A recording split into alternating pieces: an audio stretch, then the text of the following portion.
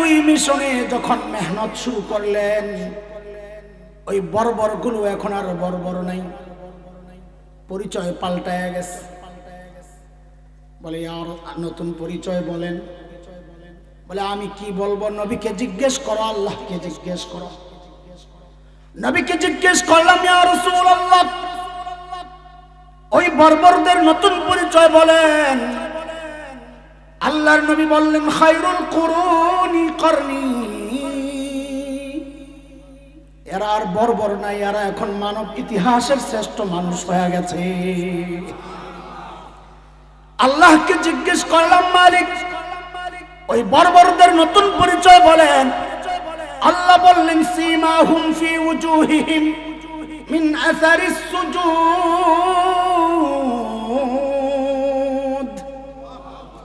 আল্লাহ বললেন ওদের চেহারার মধ্যে সেজদার চিহ্ন দেখবা। বলে সেজদার চিহ্ন তো বাহির দিয়া, তার মানে বাহিরে ফিটফাট আবার ভেতরে সদরঘাট কিনা? আল্লাহ বলেন না না না, আমার নবীর সাহাবীরা বাহিরও এক নাম্বার, ভেতরেও এক নাম্বার। কারণ আমি ওদের কলবের পরীক্ষা নিয়েছি, ওই পরীক্ষায় ওরা পাস। কার কথা? আল্লাহ বলছেন, উলাইকাল্লাযীনা ইমতাহানাল্লাহু কুলুবাহুম লিত্তাকওয়া লাহুম মাগফিরাতুন ওয়া আজরুন আযীম। বাহিরও এক নাম্বার, ভেতরেও এক নাম্বার। আল্লাহুর রহমানির রহিম।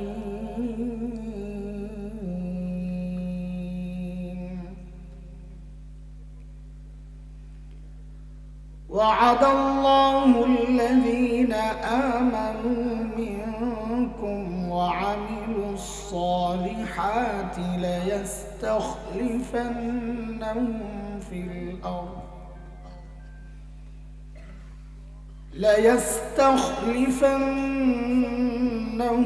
في الأرض كما استخلف الذين من قبلهم وليمكنن لهم دينهم الذي ارتضى لهم وليبدلنهم من بعد خوفهم أمنا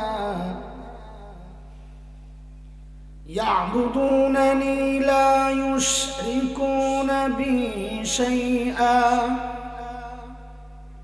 ومن كفر بعد ذلك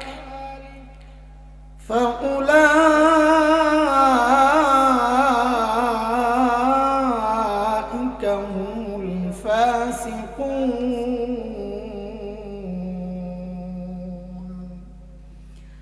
آمنت بالله صدق الله العلي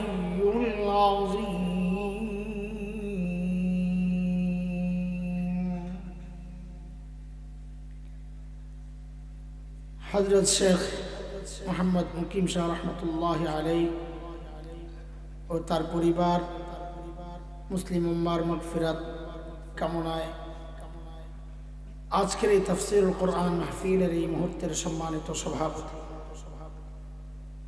উপস্থিত হযরত উলামায়ে কিরাম, মুরব্বিয়ানে আযম, দূর দূরান্ত থেকে আগত ইসলাম প্রিয় সুধী সমাজ, প্রিয় ছাত্র ভাইয়েরা, যুবক বন্ধুরা, পর্দার আড়ালের মা ও বোন, আল্লাহ সুবহানাহু ওয়া তাআলার অশেষ মেহেরবানি যে মালিক লাখো কোটি মানুষ থেকে বাছাই করে দিন এই মজলিসে আমাকে আপনাকে আসার বসার, কিছু কথা বলা ও শোনার তৌফিক দান করেছে।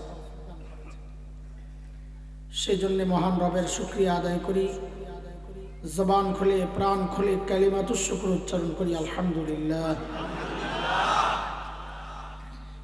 মুহতারাম হাজরিন, কুরআন আল কারীমের সূরা নূরের একটা আয়াত আমি তিলাওয়াত করেছি, 55 নম্বর আয়াত। সময় থাকলে, মনে থাকলে বয়ানের শেষ দিকে আয়াতের একটু তর্জমা করব ইনশাআল্লাহ। এর আগ পর্যন্ত শুধু বলতে চাই এই আয়াতে আল্লাহ সুবহানাহু ওয়া তাআলা কি বলতে চেয়েছেন সে কথাগুলো। দোস্ত, আল্লাহ সুবহানাহু ওয়া তাআলা জমিনে যত নবী পাঠিয়েছেন আলাইহিমুস সালাতু ওয়াস সালাম, এই সমস্ত নবীদেরকে আল্লাহ কেন পাঠিয়েছেন, কখন পাঠিয়েছেন? আল্লাহ তাআলা যখন দেখেছেন বান্দা ধ্বংসের খাদে চলে গেছে, ওই বিপন্ন বিপর্যস্ত মানবতাকে রক্ষার জন্য, ওই অসুস্থ মানুষগুলোকে সুস্থ করার জন্য, ওই জাহান্নামের রাস্তায় দৌড়াতে থাকা মানুষগুলোকে জান্নাতের রাস্তায় উঠায়া দেওয়ার জন্য আল্লাহ সুবহানাহু ওয়া তাআলা যুগে যুগে হযরত আম্বিয়া আলাইহিস সালামকে দুনিয়ায় পাঠিয়েছেন। যেমন হযরত মুসা আলাইহিস সালামকে আল্লাহ দুনিয়ায় কখন পাঠিয়েছেন? আল্লাহ তাআলা যখন দেখলেন বনি ইসরাইল ফিরআউন এবং তার বংশের লোকদের চরম নির্যাতনের মুখে নিঃশেষ হয়ে প্রায় ধ্বংসের খাদে, ফিরআউন এবং তার বংশের নির্যাতনের কিছু ধরন কোরআন আল কারীমের মধ্যে আসছে, কি ভয়ঙ্কর নির্যাতন চলতো বনি ইসরাইলের উপর। যেমন এক জায়গায় হযরত মুসা আলাইহিস সালামের বক্তব্য আসছে কোরআনে সূরা ইব্রাহিমের মধ্যে, আল্লাহ তাআলা সে বক্তব্যটা এনেছেন।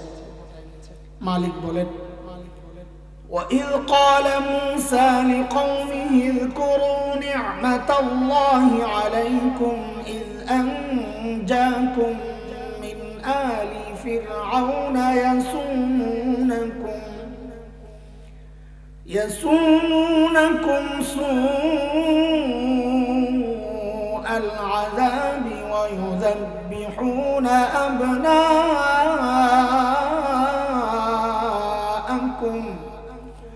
وَيَسْتَحْيُونَ نِسَاءَكُمْ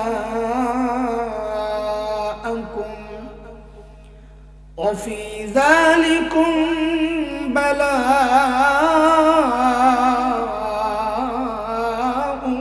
مِّن رَّبِّكُمْ عَظِيمٌ।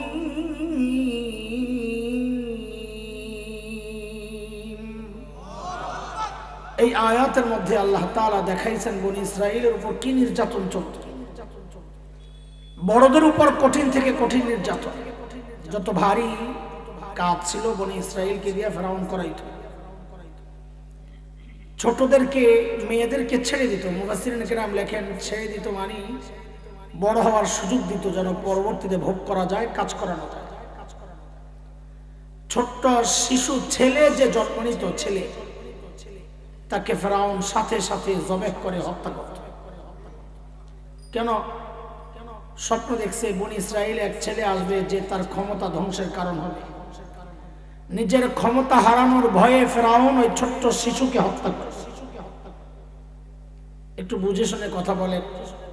এই সদ্যজাত শিশু মাত্র জন্ম নেওয়া, যার হাড়গুলো এখনো গোশত রয়ে গেছে, এত নরম, এই ছোট্ট শিশু ফিরআউনের মতো এত ক্ষমতাধর ব্যক্তিকে ক্ষমতা থেকে নামানোর শক্তি রাখে? বলেন না এটা সম্ভব? তাহলে ফিরআউন এই ছোট্ট শিশুকে এত ভয় পাইত কেন? কেন তো ভয় পাইত? কারণ হচ্ছে এটা আল্লাহ তাআলার দুনিয়া পরিচালনার একটা সিস্টেম। কেউ যখন হক হয়, সে যত দুর্বল হোক না কেন, কেউ যখন বাতিল হয়, না হক হয়, আল্লাহ দ্রোহী তাগুত হয়, সে যত শক্তিশালী হোক না কেন, আল্লাহ ওই দুর্বল হকের ভয় ওই শক্তিশালী বাতিলের কলিজায় ঢুকায় না। এর এক চরম নমুনা হচ্ছে বাংলাদেশের উলামায়ে কেরাম।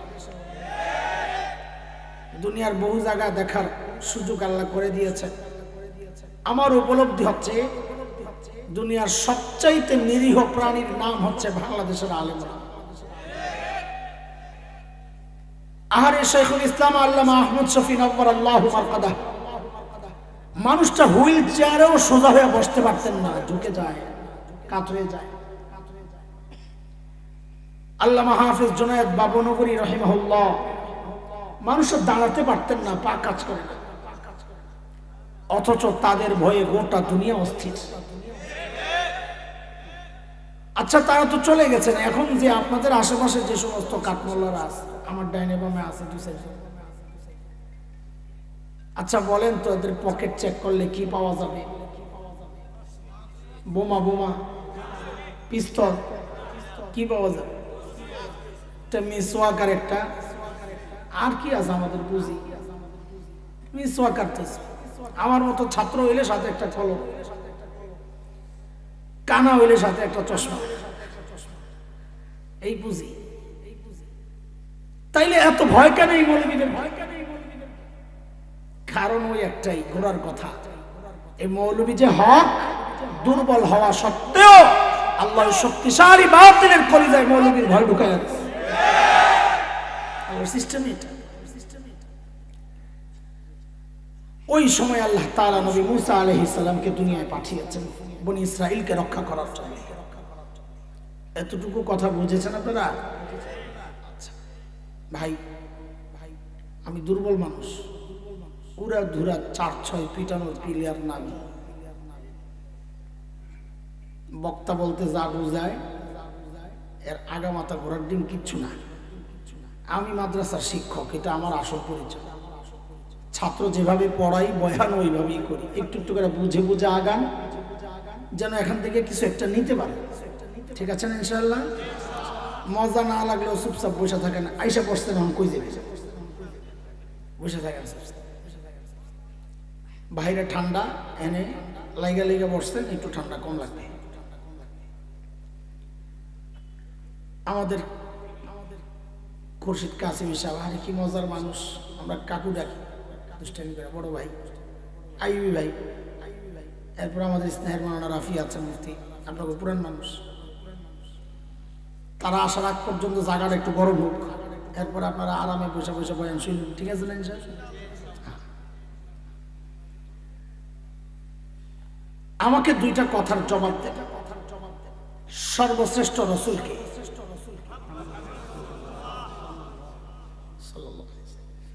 এটাও কি একটা জিজ্ঞেস করার জিনিস? মনে মনে ভাবতেছেন না? হ্যাঁ, জিজ্ঞেস করছি উত্তরটা জানার জন্য, যেন আপনারা উত্তরটা আরেকটু সুন্দর করে দিতে পারেন। এই যে বললেন সর্বশ্রেষ্ঠ রসুল মুহাম্মদ রাসূলুল্লাহ সাল্লাল্লাহু আলাইহি ওয়াসাল্লাম, সর্বশ্রেষ্ঠ রসুলকে রসুল হিসাবে পেয়ে কি আপনারা খুশি না? এটা আমাদের গর্ব না? তাইলে আমাদের কথাই কিন্তু এই গর্ব প্রকাশ পায় নাই। এই জন্য জবাবটা এমন ভাবে দেওয়া যেন আমার গর্ব প্রকাশ পায়। তো যদি জিজ্ঞেস করা হয় সর্বশ্রেষ্ঠ রসুলকে, তো একটু গর্বের সাথে বলবেন আমাদের রসুল মুহাম্মদ রাসূলুল্লাহ। রসুল তো সর্বশ্রেষ্ঠই, আমাদের লাগায়া দিলে সাথে আমার দাম একটু বেড়ে গেল, এটা আমার গর্ব না? তো বলেন আবার সর্বশ্রেষ্ঠ রসুল কি? এটা খুব গর্বের সাথে বলতে হবে, আমাদের রসুল মুহাম্মদ রাসূলুল্লাহ। আচ্ছা, এখানে নাম্বার একটু কম পাইছে, সামনে আরেকটা প্রশ্ন করবো, এখানে 100-তে 100 অ্যান্সার করা লাগবে ইনশাআল্লাহ। রোগী যদি ছোট হয়, ধরেন আমার মতো গলা ব্যথা একটু, এই রোগীর চিকিৎসার জন্য হসপিটালের সবচাইতে বড় ডাক্তার তালাশ করা হয় না স্থানীয় ডাক্তার? আর রোগী যদি বড় হয়, স্থানীয় ডাক্তার না বড় ডাক্তার? কত বড়? বলে রোগী যত বড়, মানুষ ডাক্তারও আশা করে তত বড়। ঠিক কিনা? খুব মনোযোগ, সূক্ষ্ম কথা। যেহেতু আল্লাহ তাআলা নবীদেরকে পাঠিয়েছেন দুনিয়ার অসুস্থ মানুষের চিকিৎসার জন্য, বুঝা গেল আল্লাহ সর্বশ্রেষ্ঠ রসুলকে ওই যুগেই পাঠাইছেন যে যুগটা মানব ইতিহাসের সবচাইতে জঘন্য যুগ। কেমনে বুঝলাম? কই যে ডাক্তার যেহেতু বড়, বোঝা গেল রুগীও হিসাব সোজা। বুঝা আসছে না কথা? সেই জঘন্য যুগটাকে বলা হয় আইয়ামে জাহিলিয়া। কি বলা হয়? বর্বরতার যুগ। বর্বরতার মাত্রা কত দূর ছিল, যার কারণে আল্লাহ সর্বশ্রেষ্ঠ রসুল আনলেন ওদেরকে ঠিক করার জন্য। আমাদের দারুল উলুম দেওবন্দের প্রায় 50 বছরের প্রিন্সিপাল মুহতামিম হাকিমুল ইসলাম কারি তৈয়ব রহমতুল্লাহ আলাই বলেন, বর্বরতার মাত্রা দেখাইছেন তিনি কিছু, ইতিহাসও আসছে, যারা একটা পয়সার জন্য মানুষ খুন করে ফেলত, কোনো দ্বিধা ছিল না, অল্প পয়সা, মানে মানুষের মূল্য এক পয়সার চেয়েও কম। মূর্তি পূজা এখন হয় কি হয় না? তখনও হতো। পার্থক্য কি? এখন মসজিদের মধ্যে মূর্তি রেখে পূজা করা হয়, অথচ তখন খুদ বাইতুল্লাহর ভেতরে 360 মূর্তি, ঘরের মধ্যে আলাদা মূর্তি, সফরে বের হলে পকেটে করে বগলের নিচে করে আলাদা মূর্তি নিয়ে যাইত। কেন? রাস্তায় আবার পূজা করার জন্য খোদা যদি না পাওয়া যায়, রাস্তায় সুন্দর একটা পাথর দেখছে, পকেটের মূর্তি ফালাইয়া দিছে, প্রতিমা বিসর্জন, ওই পাথরের পূজা করা শুরু করছে। জন্ম নিয়ন্ত্রণ এখন হয় কি হয় না? তখনও হতো। পার্থক্য কি? এখন জন্ম নিয়ন্ত্রণ হয়, পেটের মধ্যে বাচ্চা নষ্ট করা হয় অথবা আসতে দেওয়া হয়, আর তখন জন্ম নিয়ন্ত্রণ হতো বাচ্চা হওয়ার পর দেখতো ছেলে না মেয়ে, যদি দেখছে ছেলে তো রেখে দিত, আর যদি দেখছে মেয়ে, এটা ছিল বাবার জন্য সামাজিক কলঙ্ক, আমি মেয়ের বাবা, ওই কলঙ্ক থেকে বাঁচার জন্য বাবা নিজ হাতে নিজের কলিজার টুকরা মেয়েকে জীবন্ত দাফন করে দিত। এই ছিল বর্বরতার অবস্থা। মানুষগুলো এতটা বর্বর কেন হয়েছে?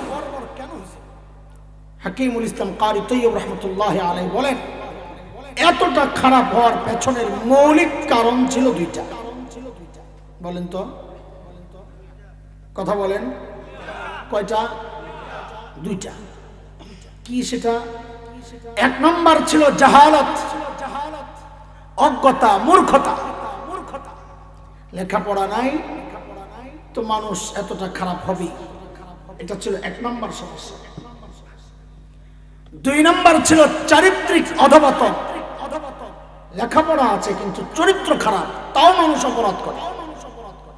যেমন একজন ইঞ্জিনিয়ার, সে শিক্ষিত না মূর্খ, অথচ জাতি কি দেখলো? চরিত্র নষ্ট হওয়ার কারণে সরকারি ইঞ্জিনিয়ার সাহেব সরকারি কাজের মধ্যে রডের বদলে বাঁশ ঢুকায় দিয়েছে।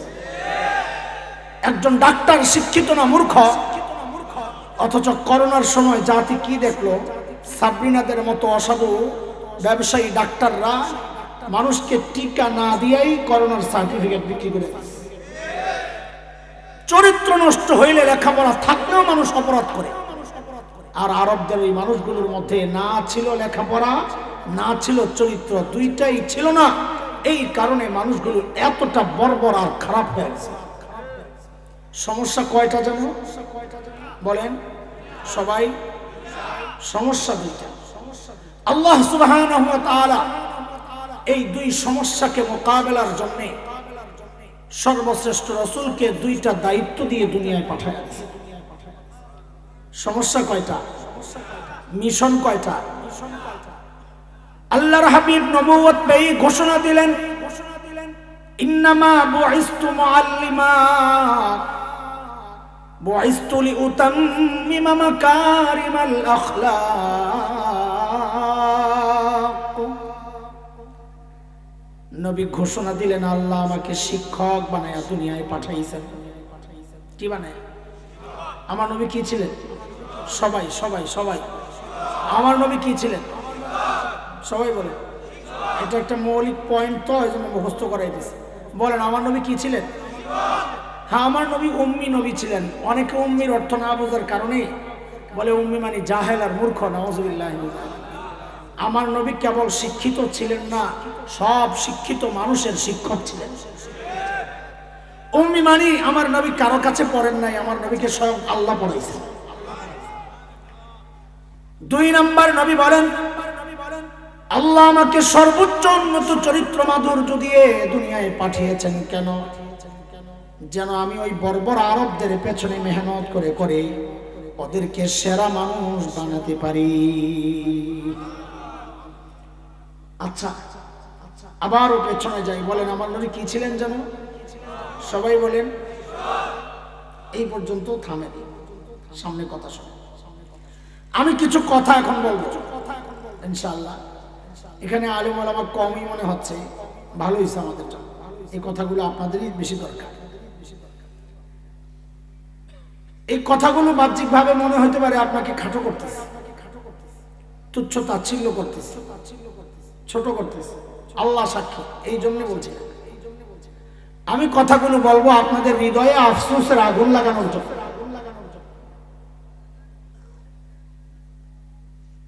আলেম ওলামারা আপনাদের হিতাকাঙ্ক্ষী, ভুল বুঝেন না। ছোটবেলায় মা যখন ঠান্ডার মধ্যে ডলাডলি দিয়া গোসল করাইতো, খুব মজা লাগতো না? কথা কম, চিল্লাইতেন? সত্যি কথা। আমার আম্মা বলতেন আমি নাকি গোসল চোরা আছিলাম। আম্মা খুব রাগী মানুষ ছিলেন, তো উৎপাত করলে মাইর দিতেন। তা আবার পরে মা তো যাদের রাগ বেশি তাদের মায়াও বেশি, তো পরে আবার খুব কষ্ট পাইতেন। তো এই জন্য আমাকে নাকি গোসলের জন্য আমার এক চাচি ছিলেন, বড় চাচি, আব্বাকেও পালছেন আমার দাদুর মতো। তো আমাকে ওই চাচির হাওয়ালা করে দিতেন, কারণ চাচি খুব নরম তবিয়তের ছিলেন। এত নরম মানুষ আমার জিন্দেগিতে দেখিনি। তো চাচি যখন আমাকে গোসল করাইতে নিত, আমি নাকি হাত খামচায়া টামচায়া কামড়ায় টামড়ায় পুরো আহত বানাই দিতাম। চাচি গোসল করাইয়া উপরে উঠাই দিত। আরেকজন তেল মালিশ করতো, লোশন লাগাই দিত, এখন তো বড় মজা লাগে। গরম কাপড় পরাই দিত, এখন তো মজা লাগে। আচ্ছা বলেন আমাকে, এই যে দুইটা গ্রুপ হইলো, এক গ্রুপ ডলাডলি দিছে, কষ্ট দিছে, আরেক গ্রুপ লোশন আর তেল লাগাইছে, কে আমার শত্রু বলেন? আরে আস্তে আস্তে বলতেছেন যে, এখানে কে আমার শত্রু? কেউ না। একজন যে কষ্ট দিল, কিসের জন্য? আমাকে পরিচ্ছন্ন পরিষ্কার করার জন্য। পরিষ্কার করা শেষ, আরেকজনের তেল টেল লাগাইয়া দিছে, লোশন লাগাইয়া দিছে, এখন মজা লাগে। আলেমরা কেউ তো আপনাকে ধমকায়া ধমকায়া কথা বলবে, কেউ রাগে রাগে কথা বলবে, কথাগুলো কষ্ট লাগবে। আরেকজন কান্না করে করে বুঝাইয়া বুঝাইয়া কথা বলবে, তো ধরে নেন একজনে ডলাডলি দিতেছে, আরেকজনের তেল আর লোশন লাগাইতেছে।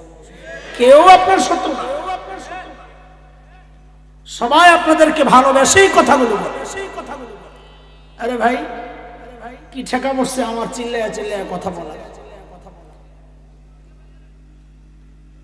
তৈলাক্ত কথাবার্তা তো আমরাও বলতে পারি না। হ্যাঁ, তৈলাক্ত কথা বলি নাই বলি তো মাঝে মাঝে পালায়া পালায়া থাকতো। বন্ধুরা সঙ্গীরা ভেতরে থাকে কেন? ওই আপনাদের চাওয়া মতো কথা বলতে পারি, আল্লাহর চাওয়া মতো কথা বলেছি, এটাই আমাদের দোষ।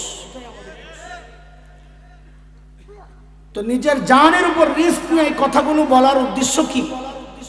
কি স্বার্থ আমাদের? স্বার্থ আল্লাহর হাবিবের একজন উম্মত যেন বিচ্যুত না হয়। দেখেন আমরা যারা মাদ্রাসায় পড়াচ্ছি, এখানে আমি ভাগ করতে চাই না, কওমি হোক আলিয়া হোক, আমাদের একটা গর্বের পরিচয়। এটা আমাদের শিক্ষার গোড়ায় মুহাম্মদুর রাসূলুল্লাহ সাল্লাল্লাহু আলাইহি ওয়াসাল্লাম, এটা আমাদের গর্ব। বলে কেমনে এই পরিচয় বুঝানোর জন্য আপনাদেরকে একটা উদাহরণ দেই।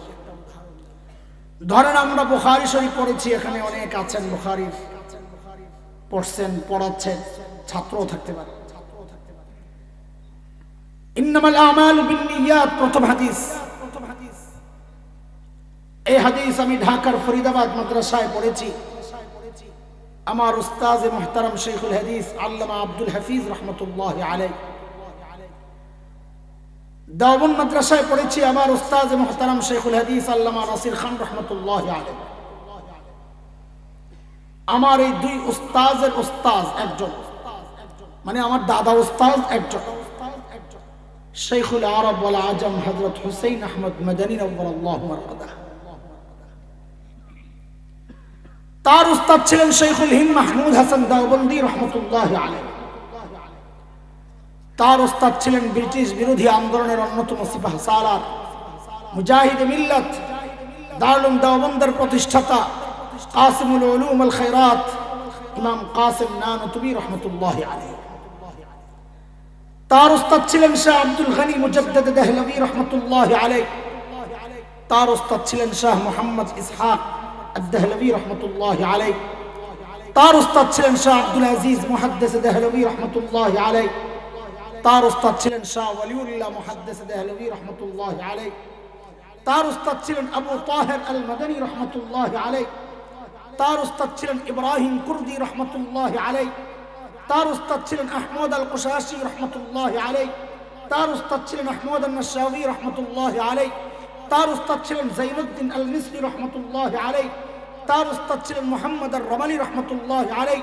তার ওস্তাদ ছিলেন আহমদ ইবনে আলী আল হাজার আসকানি রহমতুল্লাহ আলাইহি। তার ওস্তাদ ছিলেন ইব্রাহিম আত-তানুখি রহমতুল্লাহ আলাইহি। তার ওস্তাদ ছিলেন আবুল আব্বাস আল হাজ্জার রহমতুল্লাহ আলাইহি। তার ওস্তাদ ছিলেন আবু আলী আল জুবাইদি রহমতুল্লাহ আলাইহি। তার ওস্তাদ ছিলেন আবুল ওয়াক্ত আস-সিবজি রহমতুল্লাহ আলাইহি। তার ওস্তাদ ছিলেন আবুল হাসান আদ-দাউদি রহমতুল্লাহ আলাইহি। তার ওস্তাদ ছিলেন আবু মুহাম্মদ আস-সারাখসি রহমতুল্লাহ আলাইহি। তার ওস্তাদ ছিলেন আবু আব্দুল্লাহ ফুরাবদি রহমতুল্লাহ আলাইহি। তার ওস্তাদ ছিলেন মুহাম্মদ ইবনে ইসমাঈল ইমাম বুখারী রহমতুল্লাহ আলাইহি। তার ওস্তাদ ছিলেন হুমায়দি রহমতুল্লাহ আলাইহি। তার ওস্তাদ ছিলেন সুফিয়ান আস-সাউরি রহমতুল্লাহ আলাইহি। তার ওস্তাদ ছিলেন ইয়াহইয়া ইবনে সাঈদ আল আনসারী রহমতুল্লাহ আলাইহি। তার ওস্তাদ ছিলেন আল মুহাম্মদ ইবনে ইব্রাহিম আত-তাইমি রহমতুল্লাহ আলাইহি। তার ওস্তাদ ছিলেন আলকামা ইবনে ওয়াক্কাস আল-লাইসি রহমতুল্লাহ আলাইহি। তার ওস্তাদ ছিলেন উমর ইবনুল খাত্তাব রাদিয়াল্লাহু আনহু। তার ওস্তাদ ছিলেন মুহাম্মদুর রাসূলুল্লাহ সাল্লাল্লাহু আলাইহি ওয়াসাল্লাম।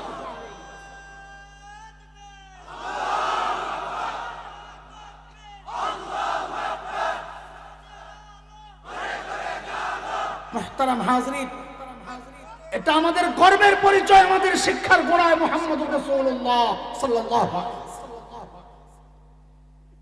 এই যে আমাদের বলছি, এই আমাদের মানি যেই মানুষগুলোকে আপনারা তুচ্ছ তাচ্ছিল্যের নজরে দেখেন, যে মানুষগুলোকে আপনারা অবহেলার নজরে দেখেন, যে মানুষগুলোকে আপনারা সেকেলের গাইয়া ব্যাকডেটেড মনে করেন, যে মানুষগুলোকে আপনারা সমাজের বোঝা মনে করেন, ওই কথিত মোল্লা মুন্সি তারাই বলতে পারে যে আমাদের শিক্ষার গোড়ায় মুহাম্মদুর রাসূলুল্লাহ সাল্লাল্লাহু আলাইহি ওয়াসাল্লাম। আপনারা বলতে পারেন না। আপনাদের কষ্ট দেওয়ার জন্য বলছি না, আফসোসের আগুন লাগাচ্ছি। কেন বলতে পারেন? কে নিষেধ করছে আপনাকে? কারণ হচ্ছে আপনার সামনে এমন এক সিলেবাস আসছে যেখানে কোরআনের কোনো কথা নাই, সুন্নাহর কোনো কথা নাই। ওই সিলেবাসে পড়ে আপনি বলতে পারেন না গর্বের সাথে যে আমার শিক্ষক, আমার শিক্ষার গোড়ায় মুহাম্মদুর রাসূলুল্লাহ সাল্লাল্লাহু আলাইহি ওয়াসাল্লাম। হ্যাঁ, আমরা বলতে পারি আলহামদুলিল্লাহ। আগে আপনাকে এইরকম গর্বের একটা পরিচয় থেকে আপনাকে বঞ্চিত করা হয়েছে, এক মুবারক লিঙ্ক থেকে আপনাকে বিচ্ছিন্ন করা হয়েছে, এক মুবারক সম্পর্ক থেকে আপনাকে আলাদা করা হয়েছে। এখন এই বছরের নতুন সিলেবাসের মাধ্যমে আপনার সন্তানকে আপনার পিতৃ পরিচয় থেকে আলাদা করার চক্রান্ত চলছে। ওরা নতুন করে চাপায়া দেওয়ার চেষ্টা করছে আমরা মানুষের সন্তান না। এটা ছিল আমাদের আরেকটা গর্বের পরিচয়। আমরা কেবল মানুষ না, আমরা একজন নবীর সন্তান। আলহামদুলিল্লাহ, আমরা নবীর সন্তান, নবী আদমের সন্তান। এখন আপনার সন্তানকে এই নাস্তিকতা শিক্ষা দেওয়ার জন্য নতুন সিলেবাস পেশ করা হচ্ছে। দোস্ত, এই কথাগুলো আমাদের বলার কথা ছিল না। কেন? কারণ এই সিলেবাস তো আমার সন্তান পড়ে না। আমার সন্তান তো ক্বালা ক্বালা রাসূলুল্লাহ পড়ে। আমার সন্তান তো যালিকাল কিতাবু লা রাইবা ফীহ পড়ে। এই সিলেবাস পড়ে আপনাদের সন্তান। আওয়াজ তো আপনাদের ওঠানোর কথা। আমরা বলছি না, আমরা চুপ থাকবো না। উলামায়ে দেওবন্দ কোনদিন জাতিকে ফেলায়া কোনদিকে যায় নাই। আমাদের ইতিহাস পালানোর ইতিহাস না, আমাদের ইতিহাস রক্ত দেওয়ার ইতিহাস, আমাদের ইতিহাস জীবন দেওয়ার ইতিহাস। আমরা রক্ত দিতে জানি, ইমান ছাড়তে জানি না। আমরা রক্ত দিতে জানি, ইমান ছাড়তে জানি না। আমরা কল্লা দিতে জানি, আল্লাহ দিতে জানি না। শিক্ষক, ছাত্র, কৃষক, শ্রমিক, জনতা সব শ্রেণীর মানুষ এক সুরে আওয়াজ উঠাইতে হবে। শাহজালালের এই জমিনে নাস্তিকতার চর্চা করতে দেওয়া হবে না, দেওয়া হবে না, দেওয়া হবে না।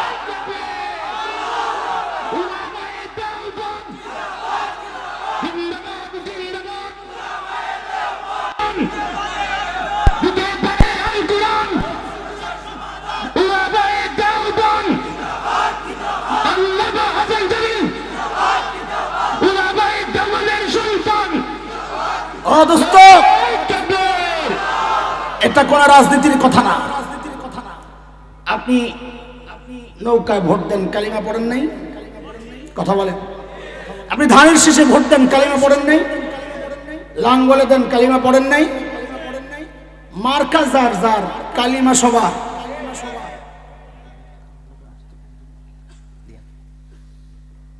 মার্কা যার যার, কালিমা সবার।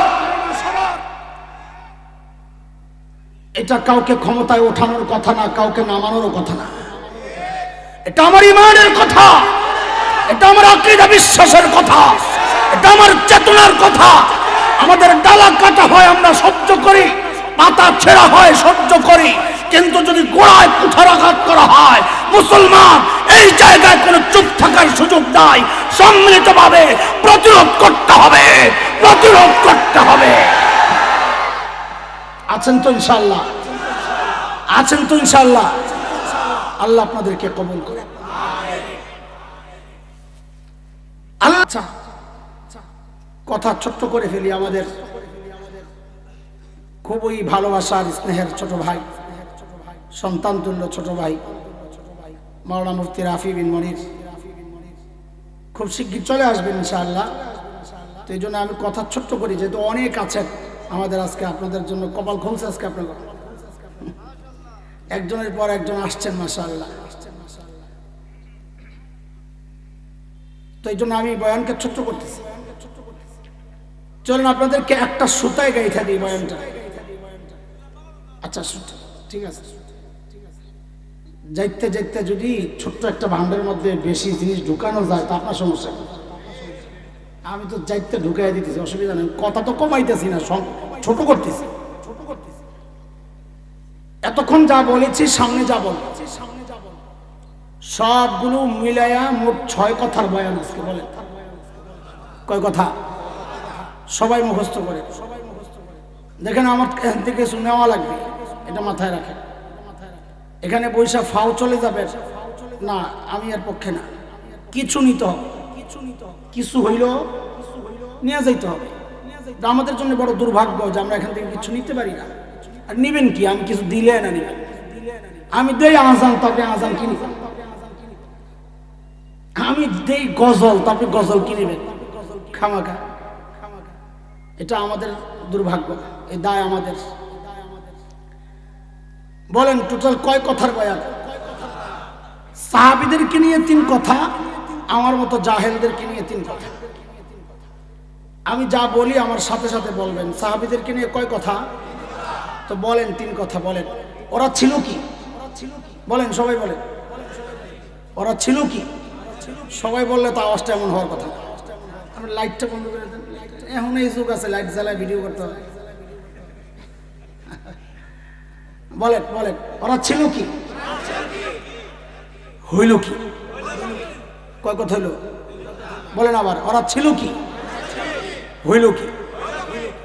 মাঝখানে ঢুকলো কি? কথাটা বুঝেন তো, বলতে মজা লাগবে। ছিল কি? ছিল মানব ইতিহাসের সবচাইতে খারাপ মানুষ। বলে এই কথার প্রমাণ কি? কারণ ওগরে ঠিক করার জন্য আল্লাহ সবচেয়ে বড় ডাক্তার বানাইছে, যে বোঝা গেল রুগীও বড়। বলেন হইল কি? সবচেয়ে ভালো মানুষ। আরে আল্লাহ, সবচেয়ে খারাপ মানুষগুলো সবচেয়ে ভালো মানুষ হয়ে গেল কিসের ছোঁয়ায় রে? মাঝখানে কি ঢুকছে? মাঝখানে কোরআন ঢুকছে। কে ঢুকছে? তাইলে এই যে পরিবর্তনটা কিসের ছোঁয়ায়? বলেন কিসের ছোঁয়ায়? তো এইবার বলেন তো, মজা লাগবে। বলেন ওরা ছিল কি? হইল কি? মাঝখানে ঢুকলো কি? এবার আমাদের 3 কথা। আমাদের 3 কথা কি? সাহাবায়ে কেরাম যে কোরআন ধরে সর্বশ্রেষ্ঠ হয়ে গেলেন, আমরা ওই কোরআন ছাড়লাম। সাহাবায়ে কেরাম যে জাহালত ছাড়লেন আমরা ওইটা ধরলাম। এটা আমাদের গর্বের কথা না আফসোসের কথা? তাইলে বলেন আমার সাথে, ধরলাম কি ছাড়লাম কি? আবার ধরলাম কি ছাড়লাম কি? এরকম হাত উঠান হুজুরা, না এরকম হাত উঠান, এইভাবে এইভাবে কপালে একটা বাড়ি মারেন জোরে সোরে। আহারে করলাম কি? এই মিঠা মিঠা আহারে চলবে না, কলিজার ভিতর থেকে আহারে আফসোসটা বাইর করেন, আহারে করলাম।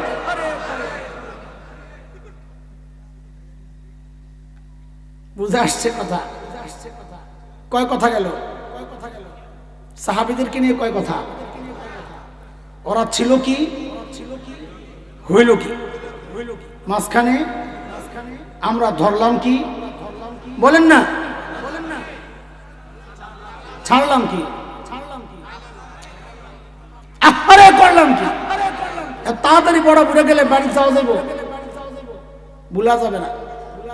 চলেন সাহাবীরা ছিল কি হইল কি একটা উদাহরণ দেখেন, খুব সংক্ষেপ। কি মানুষ কি হয়ে গেল? একটা পয়সার জন্য যারা মানুষ খুন করত, সেই মানুষগুলো এখন কি হয়ে গেছে দেখেন। আল্লাহর নবীর এক সাহাবী হযরত সাঈদ ইবনে আমির আল জুমাহি রাদিয়াল্লাহু আনহু সিরিয়ার এক শহর হিমসের গভর্নর বানাইছেন হযরত ওমর।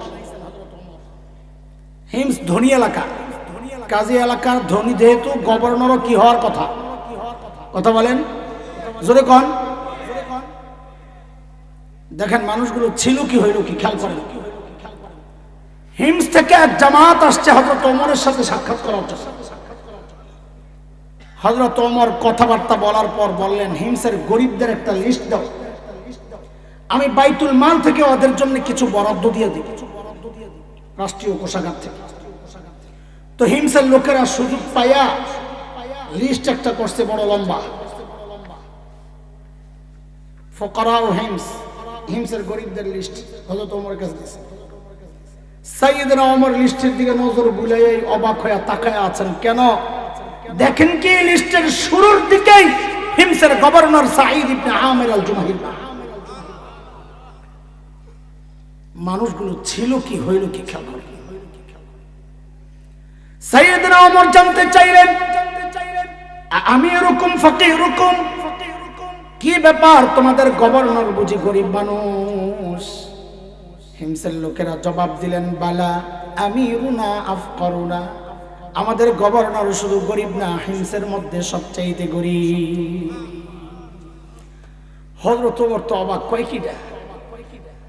সাথে সাথে 1000 স্বর্ণ মুদ্রা, কোটি টাকার উপরে প্যাকেট করে দূত মারফত পাঠায় দিয়েছেন, যাও আমার পক্ষ থেকে আমার সাঈদকে হাদিয়া দিয়ে আসো, উপহার উপহার। দূত যখন হিমসে পৌঁছে, আরে ভাই মানুষগুলো ছিল কি এক পয়সার জন্য খুন করত, কোরআনের ছোঁয়ায় এখন পরিবর্তন দেখেন। দূত যখন হিমসে পৌঁছে হযরত সাঈদের কাছে যখন এই হাদিয়া পেশ করে, হযরত সাঈদ তো প্যাকেট খুইলা যখন দেখছেন এই বিশাল অঙ্কের হাদিয়া তার জন্য, প্যাকেটটার এইভাবে ছুঁড়ে মেরে চিৎকার দিয়ে বলে উঠলেন, ইন্না লিল্লাহি ওয়া ইন্না ইলাইহি রাজিউন। হাদিয়া পাইলে কি পড়ার কথা? ইন্না লিল্লাহি ওয়া আলহামদুলিল্লাহ। বলেন বলেন কি পড়ার কথা? আল্লাহর নবীর সাহাবী কি বলতেছে? বউ তো ভেতর থেকে ডরাই, আরে মদিনা থেকে দূত আসছে, না জানে কোন দুঃসংবাদ নিয়ে এসে আল্লাহ। সাথে সাথে জিজ্ঞেস করলেন, আকতিলা ওমর ইবনুল খাত্তাব, আরে কি ব্যাপার হযরত ওমর কি শহীদ হয়ে গেছেন নাকি? হযরত সাঈদ জবাব দেন, জানা ঘটনা তা না, বরং তার চেয়েও মারাত্মক, তার চেয়েও। বউ আবার জানতে চাইলেন, আকতিলাল মুসলিমুনা ফি মারিকা, তাইলে কি কোনো যুদ্ধে মুসলমান ব্যাপকভাবে শহীদ হয়ে গেল কিনা? হযরত সাঈদ জবাব দেন যে না না, ঘটনা তার চেয়েও মারাত্মক। আরে বলেন না কি এমন মারাত্মক ঘটনা? আহারে কি জবাব! জবাবটা কিয়ামত পর্যন্ত উম্মতে মুসলিমার জন্য উপদেশ গ্রহণের খোরাক হয়ে গেছে। কি মানুষ কি হয়ে গেল কোরআনের ছোঁয়ায়, যারা এক পয়সার জন্য মানুষ খুন করত। হযরত সাঈদ বলেন, দাখালাত আলাইয়া দুনিয়া লিতুফসিদা আখিরাতি, আরে আমার ঘরে দুনিয়া ঢুকছে আমার আখিরাতকে বরবাদ করার জন্য। সাথে সাথে বিবিকে বললেন, আমি চাই মদিনার দূত আমার ঘরে থাকতে থাকতে এই 1000 স্বর্ণ মুদ্রা তুমি হিমসের গরিবদের মধ্যে বিলাইয়া দিবা। ও দোস্ত, কোরআনী শিক্ষায় যারা শিক্ষিত হয় নিজের জন্য বরাদ্দ টাকা অর্থ জনগণের মধ্যে বিলাইয়া দেয়, আর যারা মুসওয়ালাদের সিলেবাস পড়ে শিক্ষিত হয় জনগণের জন্য বরাদ্দের টাকা মাইরা দিয়া বিদেশে নিয়ে বেগম পাড়া বানায়। কথা ঠিক কিনা বলেন? এই হচ্ছে দ্বীনি শিক্ষা আর মুসওয়ালাগো শিক্ষার পার্থক্য। ভাবলো বিজ্ঞানী, এখন ধরা পড়ছে বিজ্ঞানী তো না, লগে শব্দ আরেকটা লাগছে, সোর বিজ্ঞানী। কি বিজ্ঞানী? সোর বিজ্ঞানী। সুবহানাল্লাহ, আল্লাহ দিছে ইজ্জত। আল্লাহ কেউর ইজ্জত দিলে কে ঠেকায়? ধরা খাইয়া এখন কি কয় জানেন? সোর বিজ্ঞানী কই বলে আমি করি নাই, ডাকাতে আমি করি নাই, আমি শুধু ডাকাত সর্দার ছিলাম। কি কয়? দ্বীনের উপর আঘাত দিবা তো আল্লাহ এইভাবেই রাস্তাঘাটে বেইজ্জতি করবে। সারা জিন্দেগি মানুষ জানতো কত বড় বিজ্ঞানী, আপনাকে শাহজালালের বিশাল বিজ্ঞানী। সুবহানাল্লাহ। মুসলা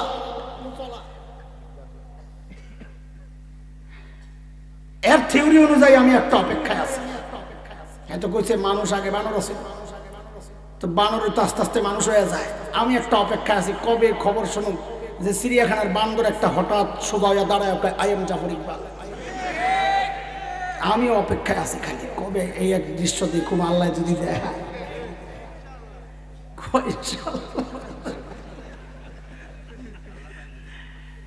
আয়ে দ্রুত এই সমস্ত কারবার দেখা কয়, হায় আমি কই আসলাম, এরা মানুষ না ফেরেশতা। দ্রুত ফেরত গেছেন মদিনায়। হযরত ওমরকে সব শোনাইলেন। ওমর তো শুই না অবাক, আরে কি কয়, এত খুশি ওমর। সাথে সাথে বললেন, ওই কাফেলা রেডি কর, আমার সাইদকে দেখতে যাব। এটা বর্তমান দুনিয়া না যে চাইলে দৌড় মারা যায়। যখন বিদেশে যাওয়ার জন্য অনেক প্রস্তুতি দরকার। সাইয়েদনা ওমরের কাফেলা যখন হিমসে ঢুকে, গোটা হিমস যেন ভেঙ্গে পড়ে। হাজারো মানুষ চারদিক থেকে ছোটে ছোটে আসছে। কেন? মদিনা থেকে আমাদের আমিরুল মুমিনিন আসছেন, আল্লাহর নবীর শ্রেষ্ঠ সাহাবী আসছেন এক নজর দেখার জন্য। হাজারো মানুষ জমা হয়ে গেছে। হযরত ওমর বসা, পাশে সাঈদ ইবনে আমের বসা। হযরত ওমর চিন্তা করলেন, সাঈদকে আমি তো ভালো জানি, কিন্তু জনগণ কি বলে, সুযোগ একটু পরীক্ষা নিয়ে নেওয়া যাক। হাজারো মানুষ সামনে সাইয়েদনা ওমর জানতে চাইলেন, ও হিমসের মানুষ, বলো তোমাদের গভর্নরের বিরুদ্ধে কারো কোনো অভিযোগ আছেনি? এটা শুধু ইসলামী শাসন ব্যবস্থাতেই সম্ভব। দুনিয়ার কোথাও যায় যদি এই কথা জিজ্ঞেস করে না এই নেতার বিরুদ্ধে অভিযোগ আছে, তো পাবলিক মাথা নিচের দিকে দিয়ে অভিযোগ তো আছে, কিন্তু এখন দাঁড়ানো যাবে না, দাঁড়াইলে সকালে শুয়ে পড়া লাগবে। কথা ঠিক কিনা? দুনিয়ার সব জায়গায় ইসলামী শাসন ব্যবস্থা না থাকলে সব জায়গার একই চিত্র। যেই না হযরত এই কথা বললেন ওমর, গভর্নরের বিরুদ্ধে কারো কোনো অভিযোগ আছে, ও এক বুড়ো দাঁড়ায় গেছে, লাভ দিয়ে আছে, সাহস কি বেটা। সাথে সাথে আরো 3 জন। ওমরের তো কলিজা পানি নাই, আরে কি অবস্থা, কারে দেখতে এলাম, এর বিরুদ্ধে অভিযোগের শেষ নাই। দেখেন কি মারাত্মক অভিযোগ করছে গভর্নরের বিরুদ্ধে। বলেন আপনার কি সমস্যা? এক নাম্বার জন দাঁড়ায় কি কয় জানেন? আমিরুল মুমিনিন আমাদের গভর্নর না মাসে একদিন অফিসে আসে না। মাসে কয়দিন? আর আমাদের যারা চাকরি করে এরা তো সপ্তাহে 2 দিন ছুটি পায়। আরো কত বন্ধ, সুবহানাল্লাহ, এই বন্ধ ওই বন্ধ, দুনিয়া আগমন দিবস, দুনিয়া থেকে বিদায় দিবস, এইটা ওইটা। করোনা এলে তো সবটাই বন্ধ, খাওয়া ভালো করে জনগণের টাকা। আর ইসলামী শাসন ব্যবস্থায় গভর্নরের বিরুদ্ধে অভিযোগ মাসে কয়দিন আসে না। ওমর তো রাগ হয়ে গেছেন। সাইদ জবাব দাও, কেন তুমি মাসে একদিন অফিসে আসো? আসামির কাঠগড়ায় ধনী এলাকার গভর্নর, বলেন কোন এলাকার? সাইয়্যিদনা সাঈদ ইবনে আমির আল জুমাহি আসামির কাঠগড়ায় দাঁড়ায় বলতেছেন, আমিরুল মুমিনিন, অফিসে মাসে একদিন কেন আসি না? এই যে আমার গায়ে 2 টুকরা কাপড় দেখছেন না, একটা লুঙ্গির মতো করে পরা, আর একটা চাদরের মতো করে জড়ানো। আমিরুল মুমিনিন, আমার না এই 2 টুকরা কাপড় ছাড়া আর কোনো কাপড় নাই। আরে আসো না কেন তাই কর? বলে এইটা পড়তে পড়তে পড়তে পড়তে দুর্গন্ধ হয়ে যায়, নিজেরও কষ্ট হয়, যারা আসে ওদেরও কষ্ট হয়। তাই মাসে একবার উপরেরটা ধুয়ে দেই, শুকায়া গেলে নিচে পড়ি, নিচেরটা ধুয়ে দেই, শুকায়া গেলে ওটাকে জড়াই। এমন করতে করতে বেলা অনেক দূর চলে যায়। আসি না তা না, আসতে একটু লেট হয়। উনি হয়তো সকালে আইসা না পায়া ভাবছে আমি আসি নাই, আসি। আচ্ছা 2 নাম্বার বুঝছি, আপনি বলেন কি অভিযোগ? ওই অভিযোগ আরো মারাত্মক। বলে আমিরুল মুমিনিন, আমাদের গভর্নরকে দিনে পাওয়া যায়, রাতে আর পাওয়া যায় না। ওনার রাতেও সময় দেওয়া লাগবে, দুজন অবস্থা। হযরত সাঈদ ওমর তো রাগ হয়ে গেছেন, সাঈদ জবাব, কেন তোমাকে রাতে পাওয়া যায় না?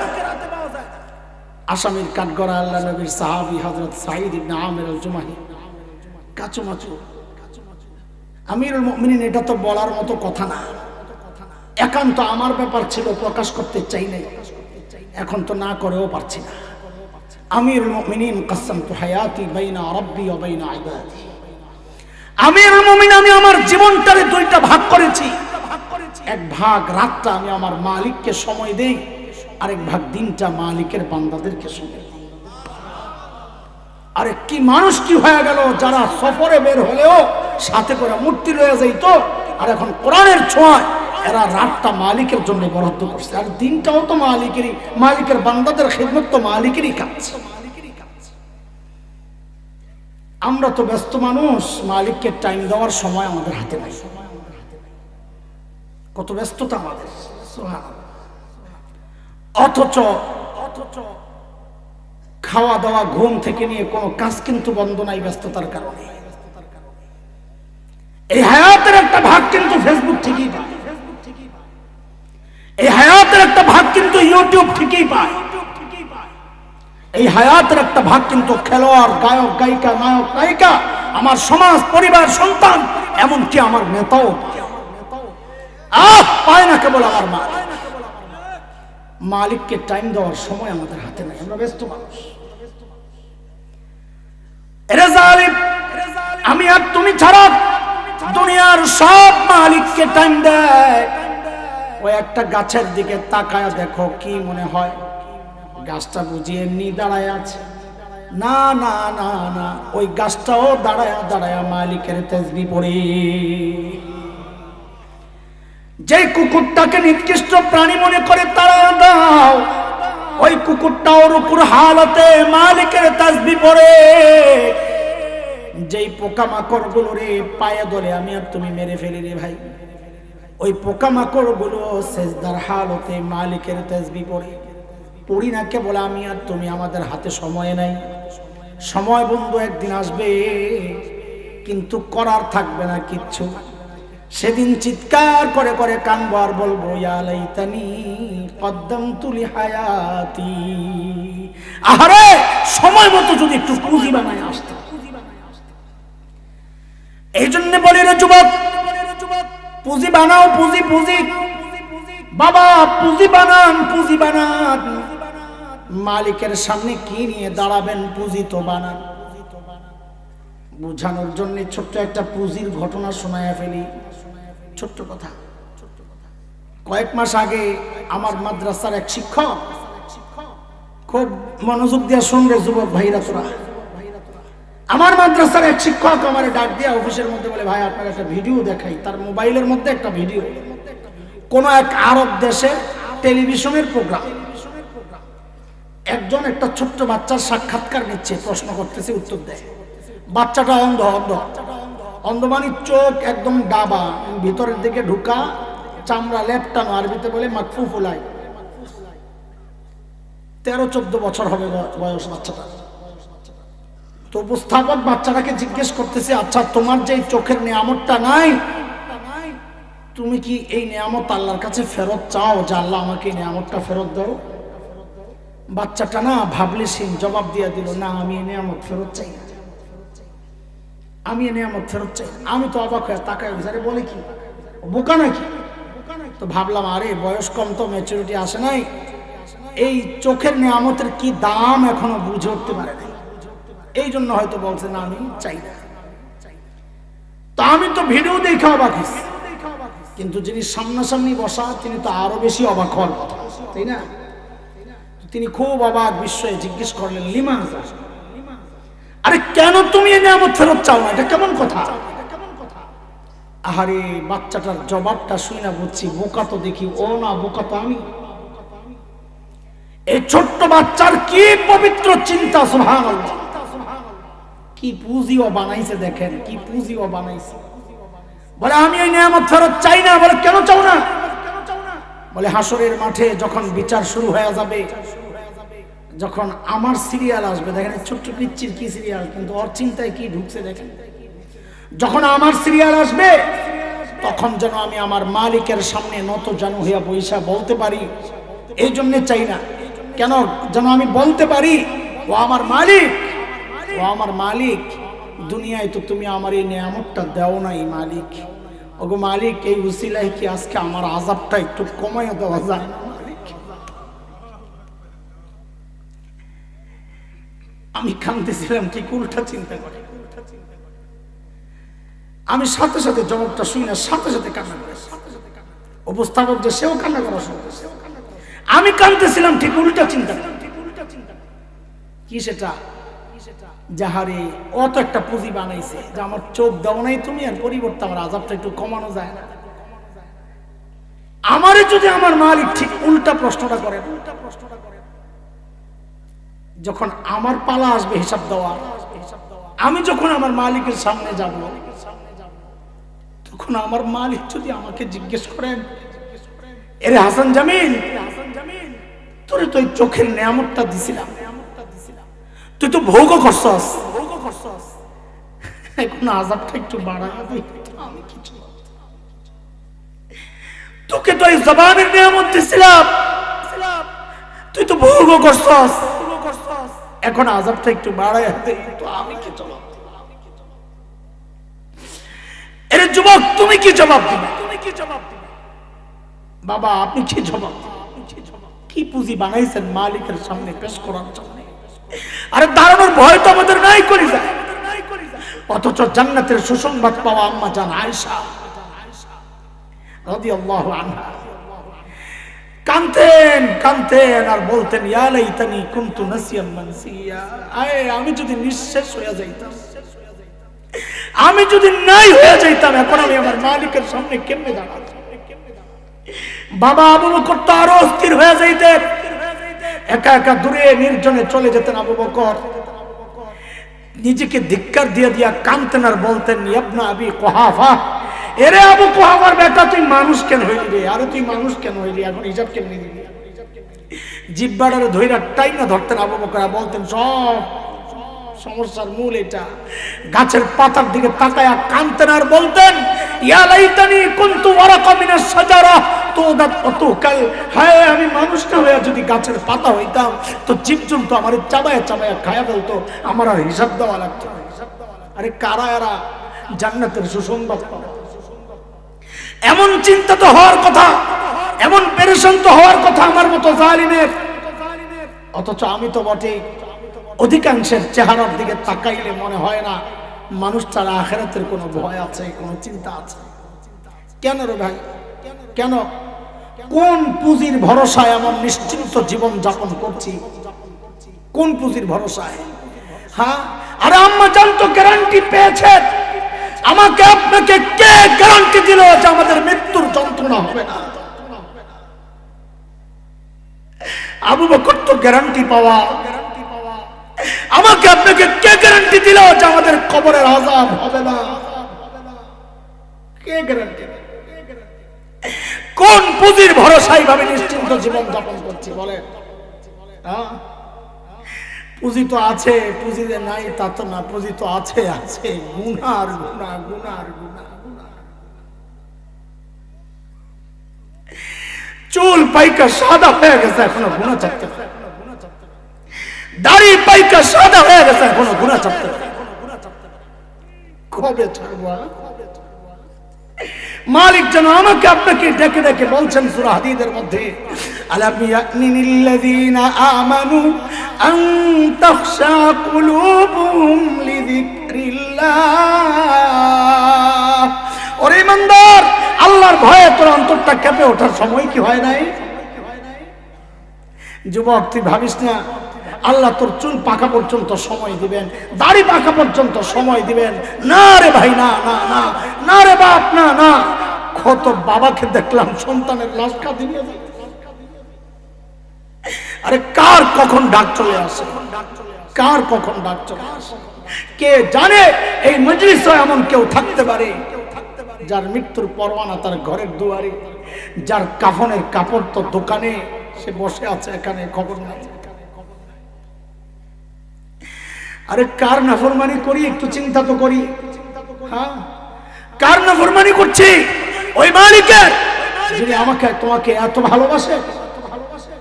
কোনদিন ভেবেছি কত ভালোবাসেন? হ্যাঁ, কত ভালোবাসেন ভেবেছি? আমি আপনি যখন দরজা লাগাইয়া ভেতরে গুনাহ করি না, ভেতরে গুনাহ চলছে, আমার মালিক আমাকে কত ভালোবাসেন। ওই গুনাহ অবস্থায় দরজার নিচে দিয়া বাতাস আর অক্সিজেন পাঠায়া দেন যেন আমি কইরা না যাই। ওই মালিকের নাফরমানি চলছে তো চলছে। আর কত বলেন? আর কত, আর কত, আর কত? দোস্ত, হযরত সাঈদ ইবনে আমির আল জুমাহির ঘটনা তো অনেক লম্বা। আমি সেই লম্বা ঘটনায় আর যাচ্ছি না।